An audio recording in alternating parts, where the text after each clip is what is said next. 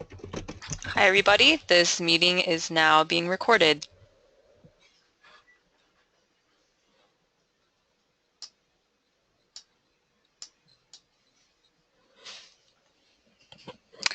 Ryan, if you want to go ahead and introduce your speaker for today.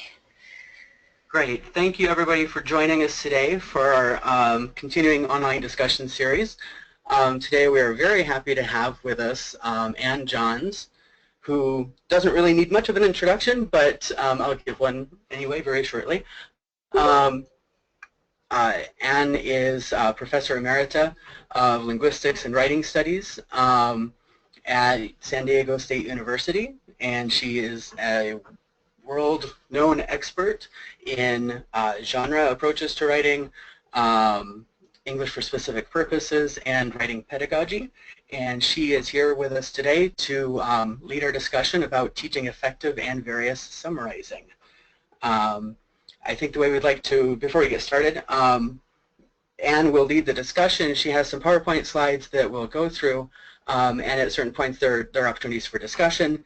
And at those points, people can either chime in, or if you'd like to indicate in the chat box that you'd like to speak, kind of like raising your hand, you can do that too, and then we will make sure to give you an opportunity to talk. Or if you have questions you'd like to put into the chat box at any time, go ahead and do that, and we can make sure we get to those. So we'd like to turn it over to Anne. Hello everyone and welcome. Thank you for signing up for this workshop, or even though it has a very strange title. Ryan and I were having trouble articulating this, but I think the argument is here in the title, which is we really need to give students a variety of summaries. So that kind of argument will pervade in much of what I'm doing. I am not able to change my slides. Let me see. Oh, here we are. Okay. Let me tell you a little about just a background of why I'm interested in summarizing. I wasn't a very good student in college or in high school, and in fact one of the reasons was I wasn't really sure how to summarize or how to synthesize, because I was given very general instructions. So in the 80s and 90s, when I was up for promotion, I decided to look at summaries in some detail, and what I did is look at, these are very old papers. You may be able to find them in Applied Linguistics and Language Learning. My graduate students and I worked on T units. We worked on a very bottom-up interest in summarizing. We looked at the ways in which T units were structured, the kinds of copying that was done, transformations, etc., in adept and developmental writers, many of whom were second language ESL. One very interesting part of this, and I think we have to keep this in mind, is that as kind of a test of what we were looking for, I asked 9 of my fellow faculty to summarize the same text that I was using for my research. And guess what I got? 18 different types of T units, 9 of which seemed to be pretty much the same. The other 8 were completely different. So in fact, a good summary has a lot of variation. They were all good summarizers. Some opened with a kind of framing sentence with a claim, with the claim of the writer. Others didn't open with anything. So that told me a lot about what it is that that summarizing does. Later on, I did a lot of work with comparing summaries with other kinds of texts, like analysis. Maybe those are strategies. We could name them either way. Summary and paraphrase. Did a lot of work with comparison and contrast. Okay, so today we're going to look at 2 areas, exploring questions where I want you to participate quite a bit, and then my thinking about some of the summary types, of which there are many, that we could approach in teaching. So let's explore what we know, do, and believe about summaries and summary. All right, first question. What's a summary? That's for you. What's a summary?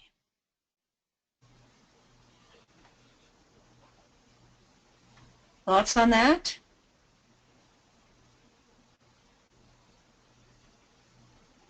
Can you hear me? Yep. Yes, we can hear you. Okay, If anyone would good. like to join in, Let's feel hear free an to answer. Anything out there? What do you tell your students the summary is? Summary is like the main points. Okay, good. Main point. Good. Any other comments about summaries? What do you read or see or students about what a summary is? In the chat box, Erin writes that it relates or it relays the author's ideas. Good. It's not, in fact, your ideas, but in fact a replication of the original, correct? Yes. We see that everywhere. Good. Anything else? Main ideas in your own words, all right? Okay. Let me just show you then. I'm going to come back to this, I hope. What Purdue says. A summary should be a short version of the original, okay? Its main goal is to present a large amount of information in short and concise text, okay? That's pretty standard. Here's another one, which I think is kind of interesting. This is a summary with reviews in the literature. Summarize what you need to present, when you need to present only the key ideas of the passage to advance your argument. I'm working with graduate students on literature reviews. They find it very difficult because they don't understand how they can use summary, that's one of the reasons, to advance their arguments, okay? So I have a second question. I think you pretty much covered the first one in general. What's the second question? What instructions are generally given for writing summaries? What do people tell students to do? Does anybody have a textbook that does that, or what do you tell students to do? We generally tell the students to read the passage or the text carefully and write in their own words the main points.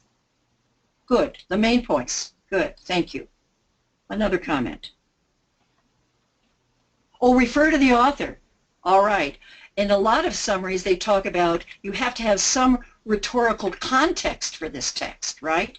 So you refer to the author. You may also refer to the actual text where this appears or the speech, right?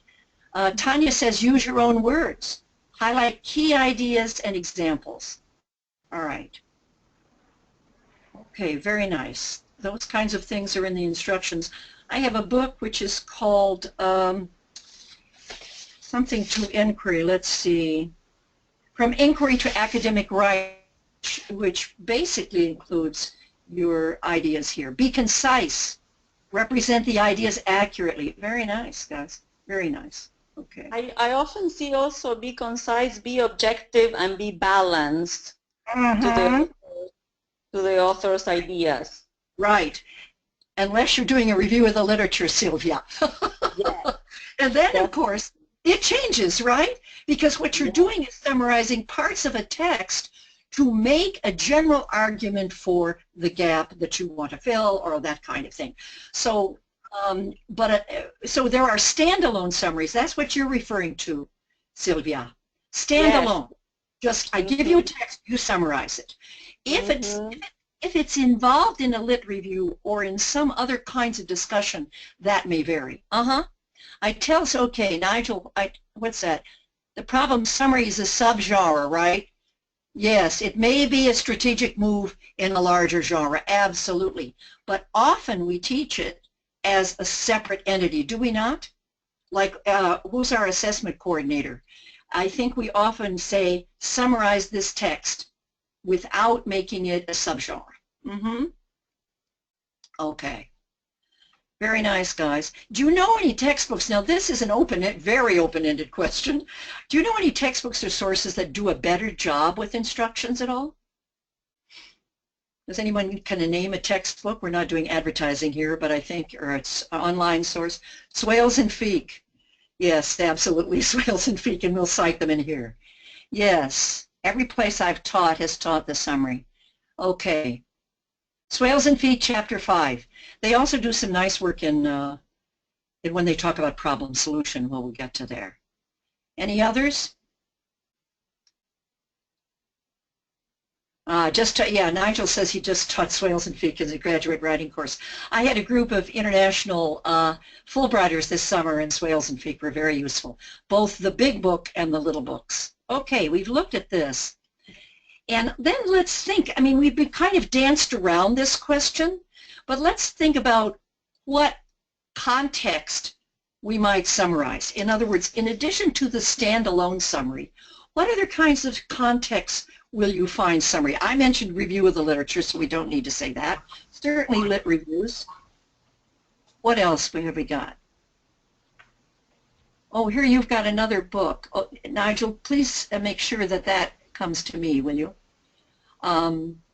Annotated bibs, good. I just worked with a graduate class that's working on annotated bibs, and this is what was interesting. They were doing annotated bibs that worked toward a final project that incorporated the text that they cited. So the annotation was all related to the major topic of their particular research paper. Okay, summary and response, right, nice. Summary and response, reaction paper, good, good, good. Okay, what else? How about some, yes, okay, first you summarize and then you react to it, good. And there's a wonderful guy, and some of you may know about him, Michael Carter. I cite him in the final references. Carter talks about macro genre, and one of the macro genre he talks about a lot in the, for instance, theater arts, this kind of thing, is summary plus, and they use the word critique, right? Instead of reaction, they really do say critique, because response, of course, can be a number of, can have a number of possibilities. For instance, personal reflection, right? Okay. Let's take, okay, right. The book or theater review, you start by summarizing, right, and then you do a critique that it can be tremendously varied. All right. What about purposes? Are context and purposes really almost the same, so that we don't have other purposes that we might mention, or do you have other things that you might mention? Okay, that one, I think context and purposes work together often. Okay. Then I wanted to ask, what can make summary writing difficult, especially for ESL and Generation 1.5 students? Students as well. I've got to get the right nomenclature. All right. What are some of the problems that students face? Some of the, okay. Limited vocabulary for rephrasing, absolutely. And sometimes, as my biologists and engineers pointed out this summer, you shouldn't rephrase. And I think sometimes students don't realize that they shouldn't be rephrasing. They've got to use the actual nomenclature of the discipline. Reading comprehension, right. Just reading it, right? Okay. Limited vocabulary. One area which could be a difficulty in writing summaries. What could be, sorry? Spellings. Spelling, absolutely. Selecting main ideas. Thank you very much. That's what I found with these expert summary writers, that what the main ideas are is open to some question. Okay. Choosing the most relevant information. Yeah. What are the most important details? Go ahead, excuse me, one more. What, you said you made a comment? Collocation could be one of the area, I guess, because the students are not very familiar with the collocations that the native speakers use. So absolutely. Absolutely. And one of the things I have, I try to do is to provide them with some possibilities. Oh, collocations, you're talking about a broader issue, which is, you know, lexical bundles, perhaps, that kind of thing. People don't know. Going beyond structured to a text that's being summarized, absolutely. I'm going to talk about transforming text, right? And avoiding patch writing, collecting a whole bit of text and putting it in. Although you'll see I had some problems with my own summary writing at this time. All right, good. Thank you very much. There are all kinds of issues here, beyond the sort of grammatical issues and whatever. All right. Here is a very nice handout I found this morning. Quick summarizing strategies to use for the classroom. In terms of purposes, this is the longest list I've ever seen, and I really would like to direct your attention to it. But I want to ask this question: what types of summaries might we teach? What will we call some of the summaries we teach?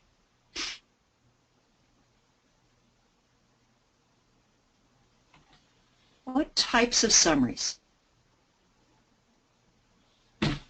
Thoughts on that? What do you call the summaries that you ask students to prepare? Summary statements, what does that mean, Erin?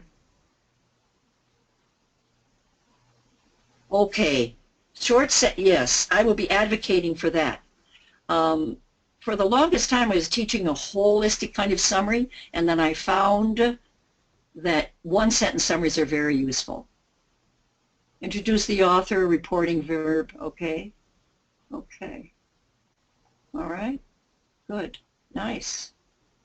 Short sentence summaries. Objective versus subjective. Ah, Nasreen, do you teach subjective summaries? Or do you emphasize the supposed objectivity of the writer?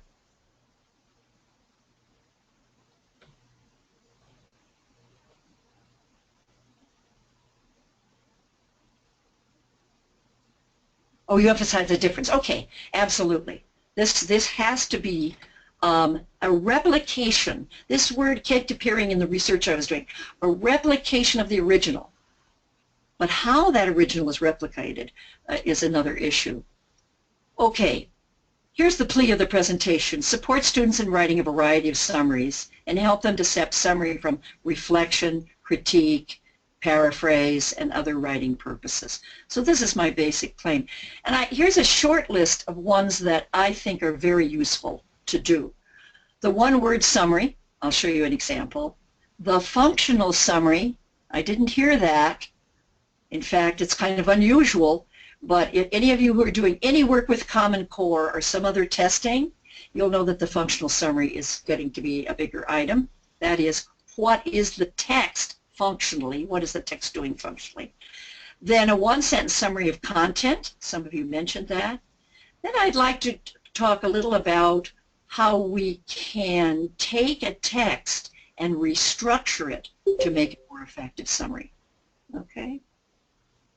So I love this picture.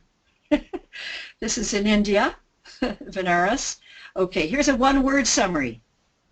And this one is really quite personal, so I don't know whether you call this, and certainly the word may be, well, it's all personal. How is India, says person 1? Absolutely remarkable, says person 2. Please explain what you mean. In what ways was India remarkable? And person 2 provides details. Then the students write or speak a summary of person 2's comments. This is quite unusual. This is not a text summary. This is a summary of one individual's experiences using a kind of first phrase and then detailing what you mean. All right? One-sentence summaries, can you see the whole text here? I hope you can. One-sentence summaries can be functional or content. Let me hear a little from you. Have you heard about text charting? Does everybody do text charting? Let's hear who doesn't do text charting. Who is unfamiliar with this term? Everybody's familiar with the term pretty much?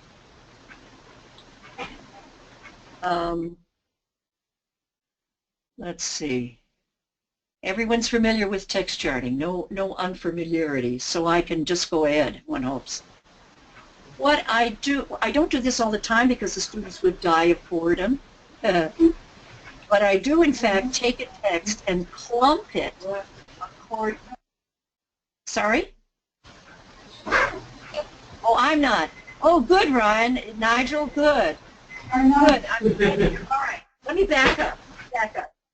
Charting a text basically does what you see this doing, and this graph, this, what do you call this, grid doing, all right? And there's much more in it in literacyta.com. That's an online teacher source for high schools. It's very good. And this student who owns this online source is my former student, so he and I are in concert here. What we do is we take a text and we divide it functionally into groups of paragraphs. There may be 3 paragraphs with the same function, or there may be 1 paragraph with the same function. In this particular case I'm using, there's only 1 paragraph per function, but I block out the text before I ever give it to the students. Then if the students are very low, or not very low level, if the students are just students doing it for the first time, I provide them with a list of functions that I believe are represented in the reading. The first time I do this, I don't have them make the functions up because it's too hard. There are lists of functions. I wrote a book called Avid College Readiness, Working with Sources, and in that book, which is online and free, shouldn't be, but it is. Anyway, in that book, I show you a whole list of functions you might have. All right, here's one example of what you do. The first question the students are asked about the paragraphs you indicate is, what is the text doing? And here's an example taken from something in yesterday's paper. Okay. Actually, it's a report on the research. Then I ask them, well, how do you know that this particular paragraph is doing these things? All right.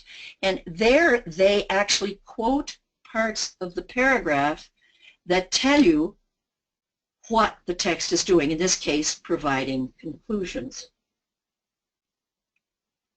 Thirdly, and only thirdly, do I then ask for the 1-sentence summary. And I find, in terms of students understanding that text can be organized in different ways, this is a wonderful exercise. So we might just do the left-hand column. We might just, what is the text doing? All right? Or we might just do the right-hand one. Or we might, according to, I'll back up. I'm a big lexical bundles fan because the students realize that they don't have to do creative writing and academic writing all the time. Anyway, so I have them look for the lexical bundles that they cited in their examples. Questions about this before I go on?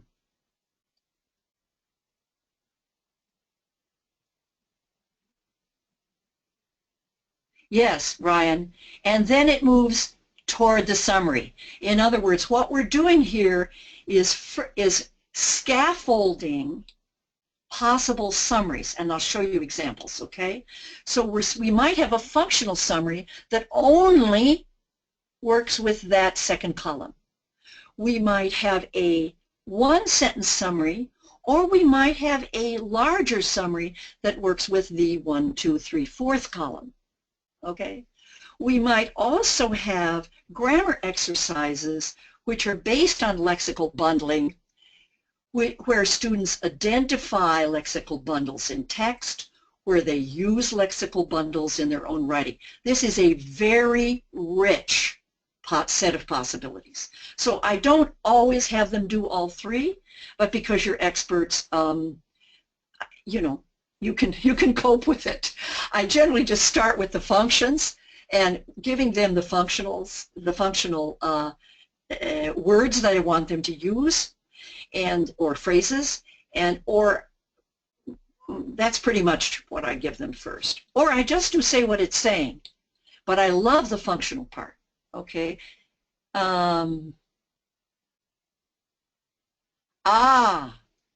Nice idea, Nigel. Look at Nigel's, please. Oh, nice. Yes, nice. We could add, see Nigel's suggestions, please. My major concern is that we don't do all this at one time. I'm just showing you the possibilities. So we take Nigel's possibility of those that can be reused and those that cannot be reused.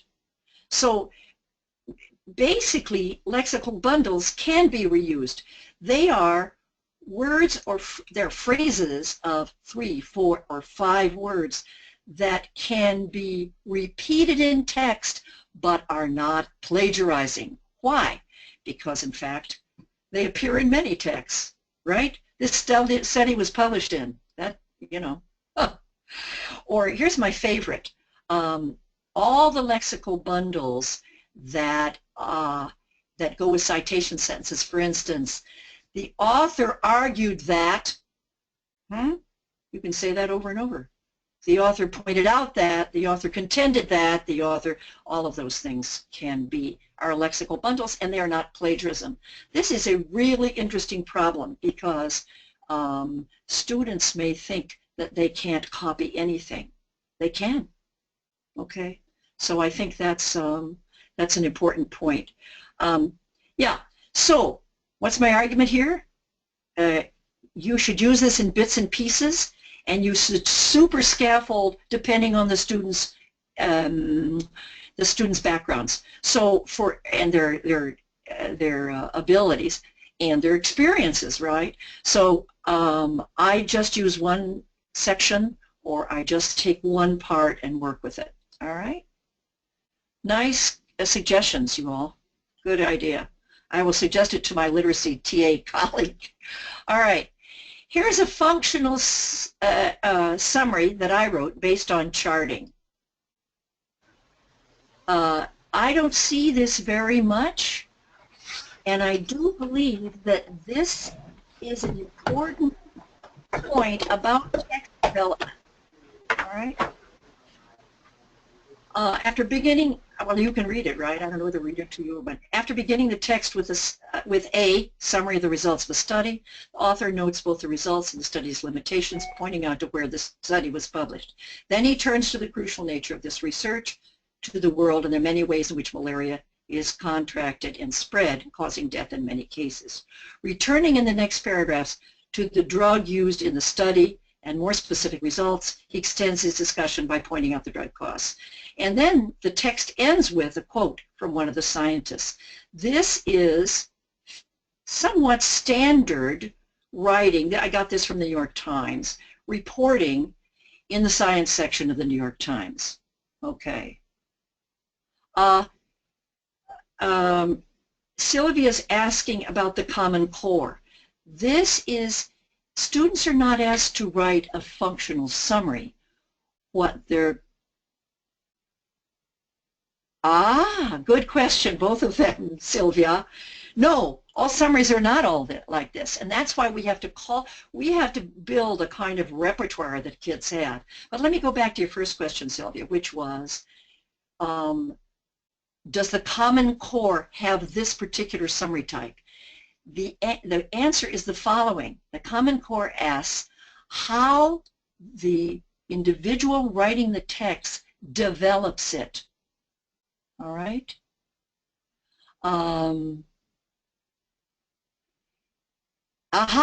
Okay, Nigel says, I tell my students not to do this. Well, you see, what I'd like to argue is we can do all kinds of summarizing, right? And one is a functional summary. What it does is aid students in understanding that, in this case, that science is reported in different ways, right? Okay, Sylvia, that's nice. But if you call it a functional summary, and you say this is the only purpose of this is to ask students to go through how a text is developed, okay? I think it's a good idea. And I also think that often assessments ask what the writer is doing in different parts of the text. And this really helps them take away the content and put in fact, the functions, the various ways in which it's developed. Okay? Yes, thank you, Ryan, for saying it's part of a repertoire. It's not a summary. Maybe we want to call it something else, a functional analysis. Okay? What is the purpose of this fact statistic one? Where is it? Pointing out where it took place, where the study was published. Then he turns to the crucial nature. Sorry, Anne, what I meant was you often get on reading comprehension questions on things like standardized test, TOEFL likes this, I think GRE and GMAT do. Why does the author talk about this? What's the purpose of this quote? Good. What's the purpose of this question? Uh-huh. All right. I'm not to answer that, right? But that's right. What is the purpose of this? And that's basically what we're talking about functional. Why did the author include this in the study? Now, you may or may not want to ask students to write a functional summary. You may only want them to chart the text and then go ahead with something else. But in fact, I have found this useful in the fact it gets in students' brains that there are varied sentences. That there are varied ways to report on research. Okay.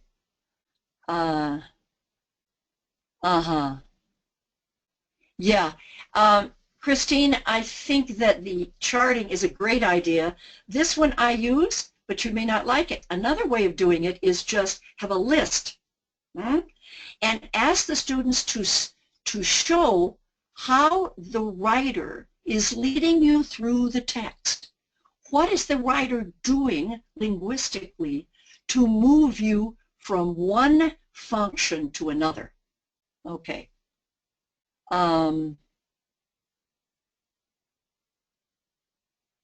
Yeah, transform on the sentence level before the discourse level. That's fine. Yeah. And I do that. Okay, this is just an idea. I want you to throw it out there. Okay, here's the point, Sylvia. They should never do one kind of summary. Never, never, never. The classic type is probably the most important until they get reviews of the literature. That is the classic type, which in fact uses the content, not the functions. But I have found this very good in terms of students' assessments, in terms of students, and because let me show you what I do next before we all decide this is a bad idea. Okay, let's look at reconstructing that particular reading into an abstract. One of my most successful assignments is asking students to take an article about research and to reconstruct it into an abstract. So let's just, for a minute, talk about what abstracting is. What is an abstract? We're going to move to the next topic here. Am I moving too fast? Maybe.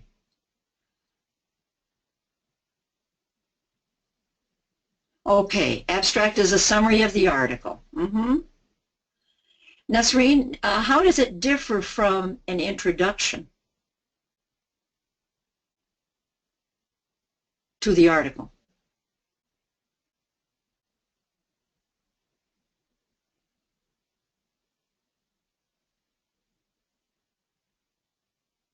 Hi, I think it gives information about all sections of the article, but the introduction is just introducing, starting the discussion, the argument, basically. Okay, good. And I put swales in there because that's the classic APA introduction style. I spend a lot of time when my students do content-based summaries, asking them to compare and contrast abstracts and introductions, abstracts and different kinds of summaries, this kind of thing. So one thing I do then is I take that article that you were looking at and we look at what an abstract generally includes, all right? So my students take the article from the New York Times or whatever, and they have to reconstruct it into a summary that is an abstract. Here is my attempt, okay? So let's look at it. Malaria is a life-threatening illness found throughout the developing world with more than, okay. What is the function of that first sentence?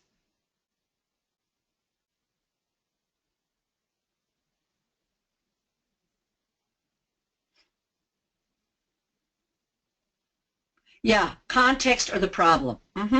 Nice. Of course, Swales calls it something like establishing the territory. That is, why should we care? What's the problem? Okay. This study focused on the effectiveness of the drug Avapro, designed to lower blood pressure in the population in mice infected with cerebral malaria. What is the function of this second sentence? Yeah, thank you. All your answers. That's right. Okay. This is the purpose of the study. Correct. Number two, so number one is setting the context, the problem statement, the importance. I'm always asking when I review manuscripts, why should I care? This one you see why you care. Okay, this study focused purpose, right? Lexical bundle, this study focused on. All right. One group of mice was treated only with parasite-killing drug. The other group with whatever it's called, chloroquine, combined with Apro. What's that? Methodology. See, what I'm doing is, and so the kids, so basically I have the kids look at a model like this, and we have several of them. And then results indicated, you know what that is. The first verb tells you, the first noun tells you, all right? And what do you think number 5 does? Yeah, interpretation, good. Implications, good. Yeah, yeah. Now, so what do? I take a magazine or newspaper article, or there are lots of things online for the ordinary person describing an important study. I give students models like this, and I ask them to reconstruct into an abstract the article that I gave to them. I did this at a fresh first-year level with a group of students who read articles which answered the question, does being bilingual make you smarter? All right? So they basically conducted following a group of models. Now, I'm well aware that there are a lot of different types of abstracts, as John Swales and others will and Chris Feek will point out. But I start with this kind of typical abstract to getting my students into knowing that they can reconstruct in a summary. This is a summary, right? Okay. Comments, complaints, questions. What do you think about this? What do you think about this activity? And then I'll tell you how my students respond.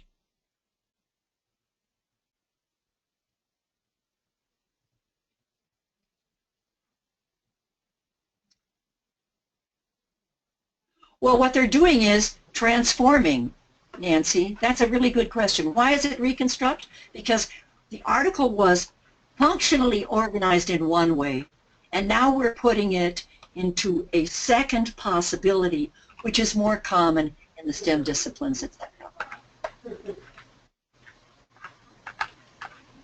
I think it's wonderful. And I have students who come to me, particularly the STEM discipline students, who come and give me a hug, 2 years later, because they learned this part. You want me to use transformation or reconstruction? I don't care what word you use, but I think taking one type of text and reconstructing or transforming it into another typical type is a summary, but still really, really nice. Okay. Very easy for students. Okay. Yes. Yeah, set rules. Okay. A lot of room for transferable skills. Particularly, for my graduate students, but even for undergraduates, they have to do a lot of thinking through what an abstract looks like. Of course, the sooner they get to that, the better off I am. All right, let's go to another. Here is my favorite in text reconstruction. You can use another word, text transformation. I take my students, give my students an op-ed piece. We have some very nice ones from Nick Kristof about world hunger, whatever. And I ask them to use this grid, and you can use a grid for your abstract too, to take notes on the main ideas. And for me, in this summary, the main ideas circle around a problem solution structure, which is very common in a lot, as Carter will tell you, very common in a lot of disciplines. Social work is very big. Business, all right? So rather than asking them to find the main idea, this is what I do. Well, let me show you what I do. If the student is sufficiently doesn't know how to start, has some trouble with academic English, I give them, Literacy TA has a lot of these, so I just gave you one.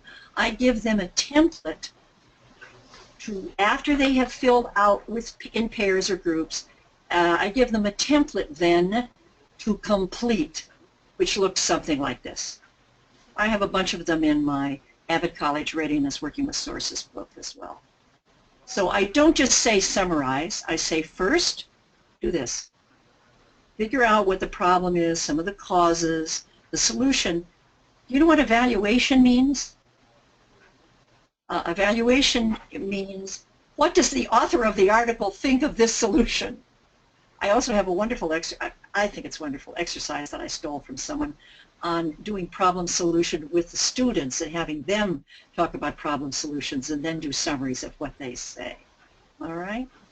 So the first thing is having them fill it out. The second thing, if they need scaffolding, is this.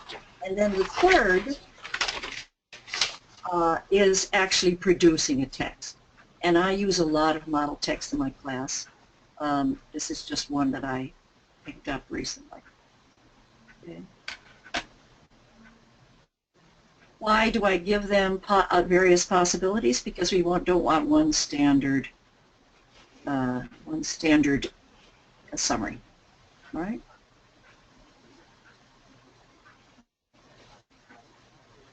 Look at the solutions here, huh? Well, I don't see the first solution, but anyway.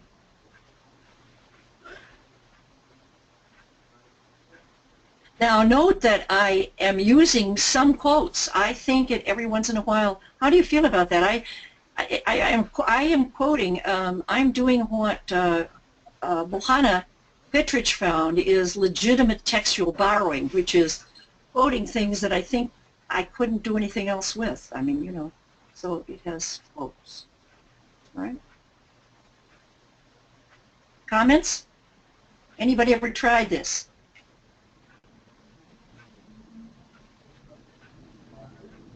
Ah, Ryan, thank you. A lot of people say templates don't allow students to understand how linguistic choices relate to the purposes and the context. That's an important point. However, at some levels, I want to get the students started. They say I can't write it. And I certainly take those away. I give them a variety of possibilities, and then I take them away and they have to do it on their own.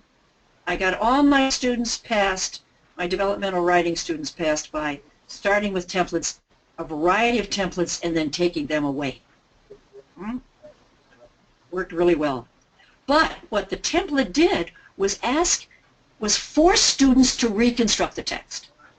And I think that this has really been helpful for my students. And faculty talk about the fact that the students summarized well. Well, that's because the student had some help, right? Initially, right? Yes, you're right, Ryan. We have to be careful about that. But it's the whole argument about context versus structure.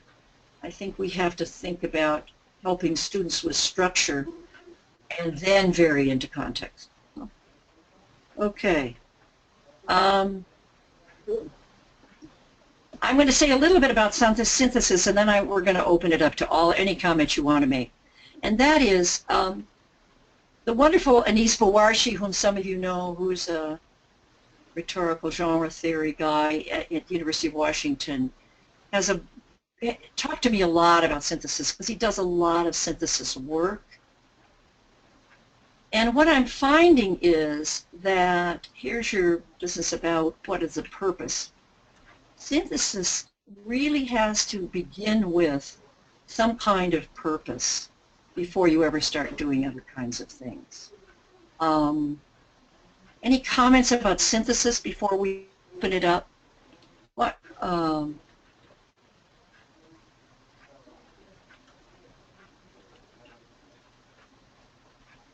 Yes, Nigel says it's the hardest task you assign.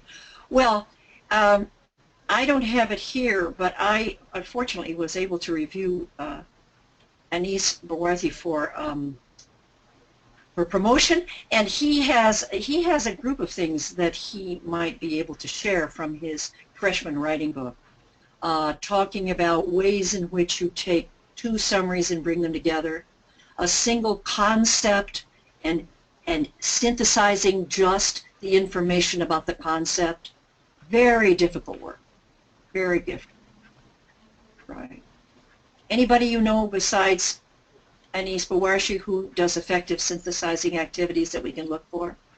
Anybody have any ideas?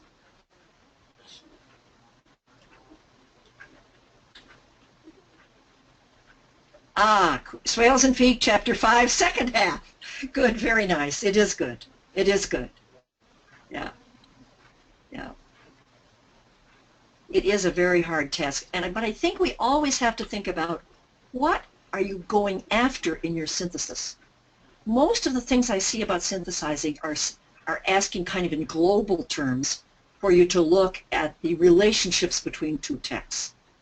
I just did some work with some graduate students and they were taking one concept, and looking at lectures, readings, research papers, and looking at how those concepts can be brought together in a synthesis. So here again, I think students need to know what the purposes are and what the context of the assignment is. Yeah, Swales and Feet are always good. All right. Any comments about assessment before we open it up?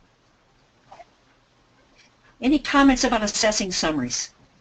How do you do it?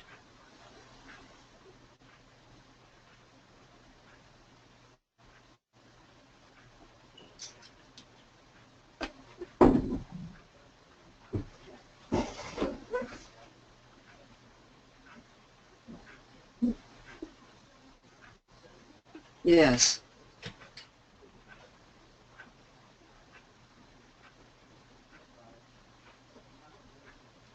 Yeah, good comment about synthesis.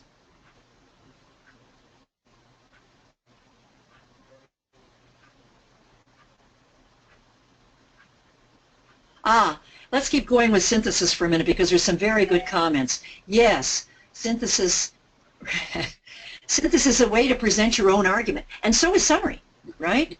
In other words, I remember several summaries of Alona Lecky's work where people took parts of it and made arguments, summarized parts of it and made arguments against it. So you can do all kinds of, yeah.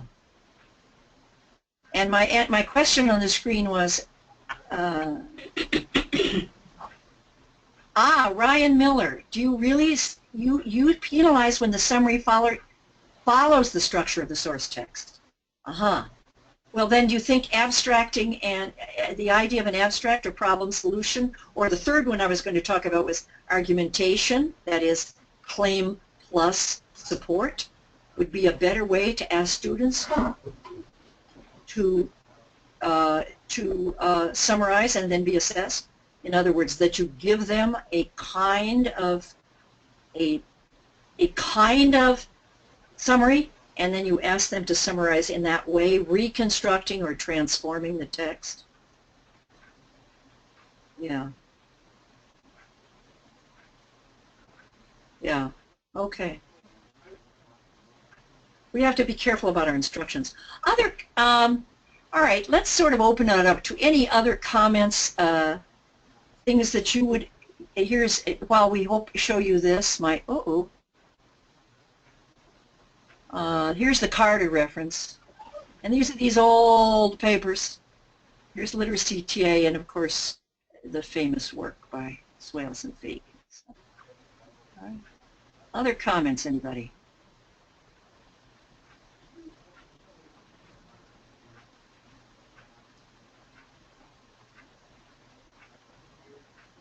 Yeah, Sylvia, and I mean, you're all bringing up real complex issues that are involved here.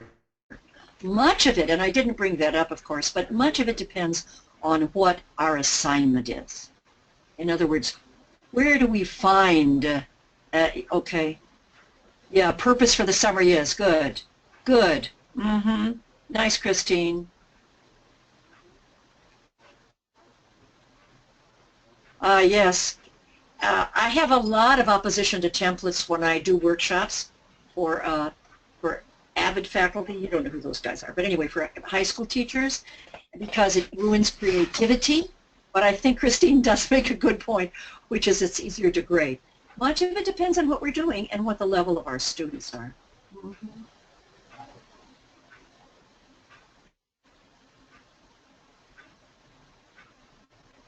Yeah.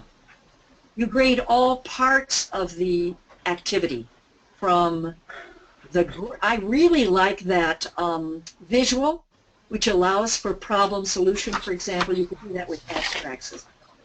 It really helps kids separate the wheat from the chaff, if you will. Really helpful. And then I grade all of them.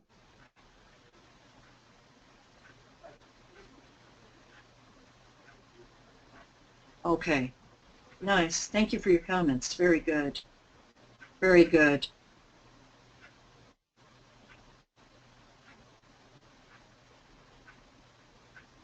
Yeah. Yeah, summary to synthesis is really, maybe that's your next presentation by someone. But that's a really hard thing to do.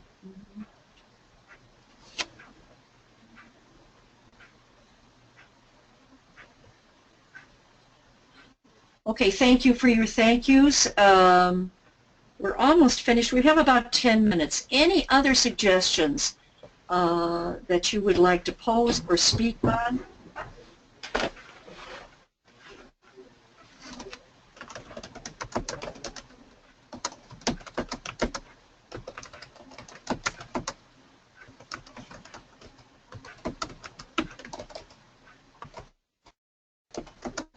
I did have a last question about assessment. And what do you want to say, Sylvia? And we didn't address it. That's right.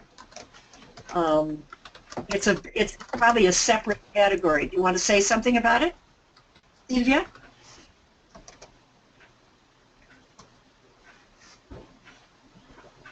Depends on the purpose. Yeah.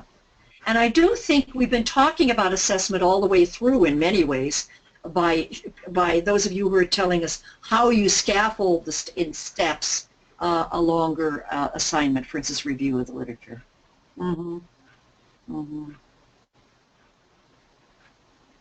Yeah, they will have to be assessed differently. Yep. That's why these general assessments are really problematic for me.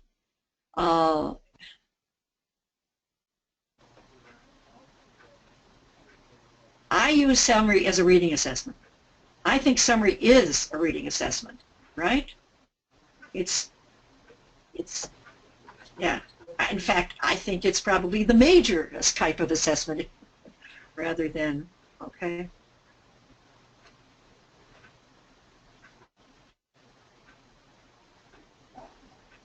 Oh, Nigel, your separate grades for reading, writing, and grammar?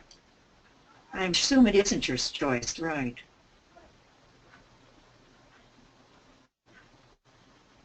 I don't think it's indirect at all, right, Nigel? It's quite direct, but maybe not. I don't like comprehension questions unless they're really built on the functions of text, or, I mean, that's why this kind of talk helps me think about what kinds of questions might be good for reading tests. Okay, I think I'll end there. Thank you very much to all of you. I just really appreciate your attendance, and I hope that you can use, or at least divide, what do I want to say?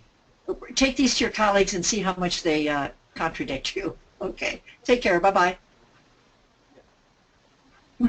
Thank you very much, Anne. This has been a really great session. Thank you, everybody, for attending and for your discussion and questions.